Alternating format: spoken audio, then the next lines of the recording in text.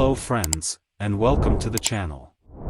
Today we will show you how to enable and disable Telnet on Windows. So, let's start. First, we need to open command prompt. So open Start menu. Search for CMD, Run as Administrator. Click Yes. And now copy this command and paste it in CMD. Don't worry, I'll leave it in the video description. Press Enter. And it will enable Telnet feature for you.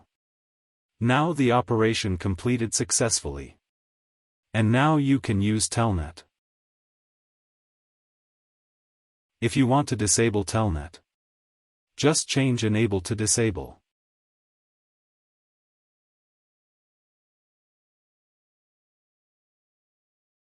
Open CMD again as administrator.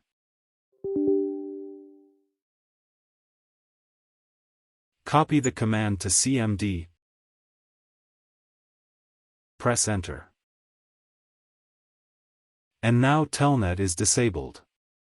And if you try Telnet, it will tell you that Telnet is not recognized as internal or external command. That's it. I hope the video was useful for you, and don't forget to subscribe to the channel, and like the video and share it. Thank you for watching.